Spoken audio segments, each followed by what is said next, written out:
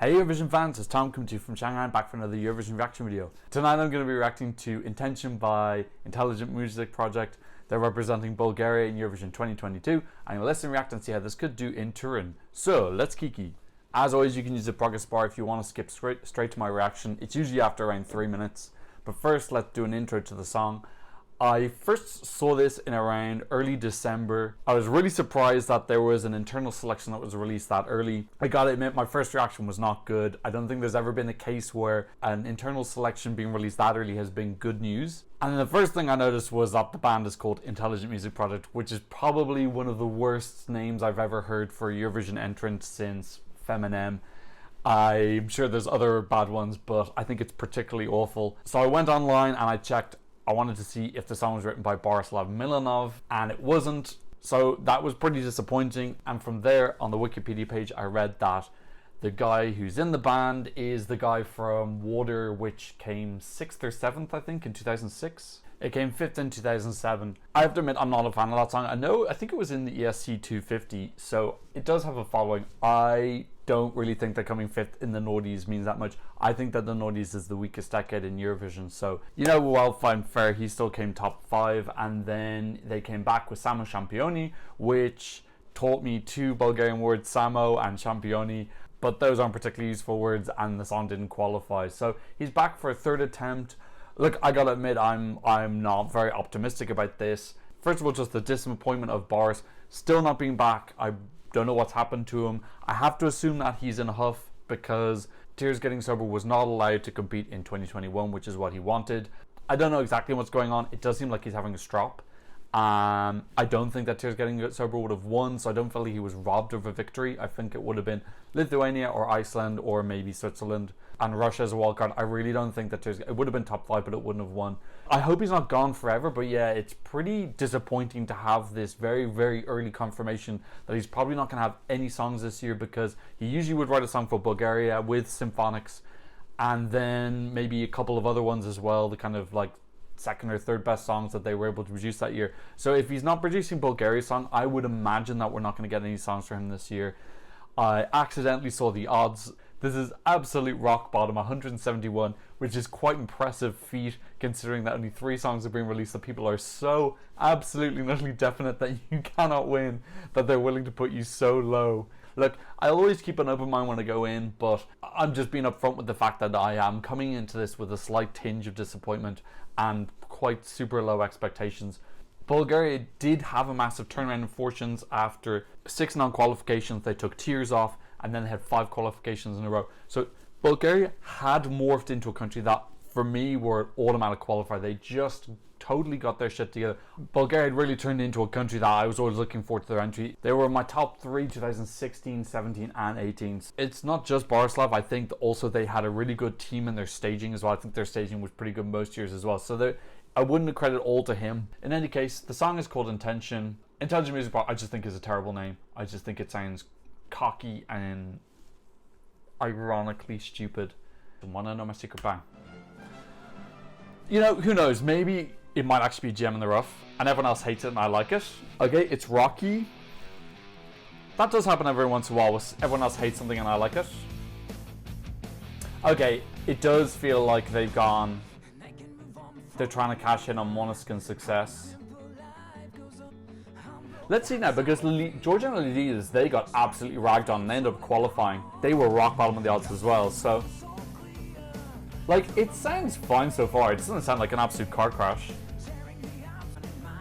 But yeah, it does feel a bit too much of a coincidence they're sending this after Måneskin won.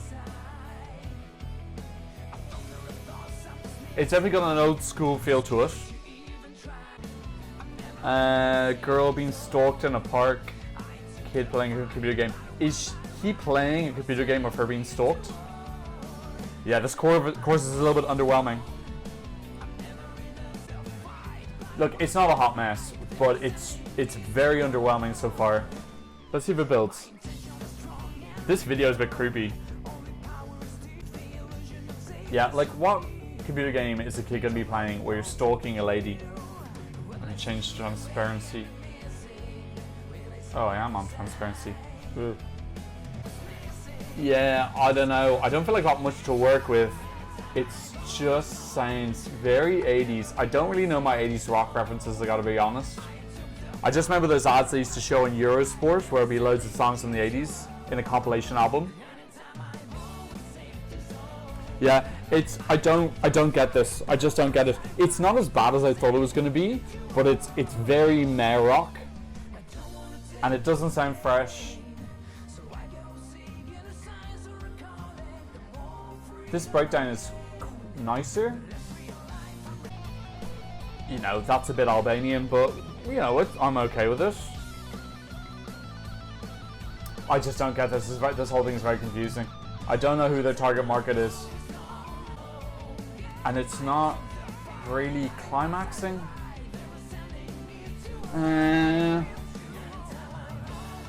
Yeah. And the video is confusing. She's following the guy now.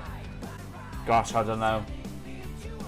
I just don't understand the thought process has gone behind the whole thing. Is it herself? Okay. I don't know. God, that's just a lot of weirdness. I don't know. Well, I thought it was going to be like a car crash, like just a shit show of sounds and weirdness, a little bit like Jendrik last year, and it wasn't that. It was just a lot of meh. It sounds like they're a competent band. I believe I read that they established in 2012 and they've had lots of different singers, so they're obviously very seasoned and competent in performing, but I don't get why that is an internal selection that has been released so early. It just seems like there's this really strange story that's gone behind this, which, well, if anyone knows it, please leave it in the comments, because I'm very interested to know why have they picked this particular song? Like, I can kind of get the band because maybe they're established or maybe there was nothing else and they're kind of happy that these persons come forward, but maybe talks with other people fell through. But then why have they chosen this song, which is very, very forgettable? It sounds nostalgic, and I think there's some people who are kind of like that sound. It might stand out a little bit because it is a kind of like older 80s rock as opposed to a glam modern rock, but I don't think that's necessarily a positive thing. And then why they decided to release it so early, so that maybe to get feedback, but it's very early for feedback to get it in January or to get it in December even. I think this came out in the first week of December. The whole thing is just confusing. I'm definitely going to go in for a second listen later on because I was talking over a lot. As I always do, that's how my reactions work. There was no wow moment for it. It was easy listening. I don't think it was like nails on a chalkboard or anything like that. Yeah, just confusing, I think. The whole thing, I was just trying to work out like what is happening, and yeah, just trying to work out what's going on. Okay, let's go. I'm going to go in for my second listen. Let's see what the hell is going on. I think they're going for something quite Black Mirror in the music video, and it just comes across as a misfire and just a little bit creepy. The chorus is very tame. Do you know what? I properly tuned out for a good 45 seconds there.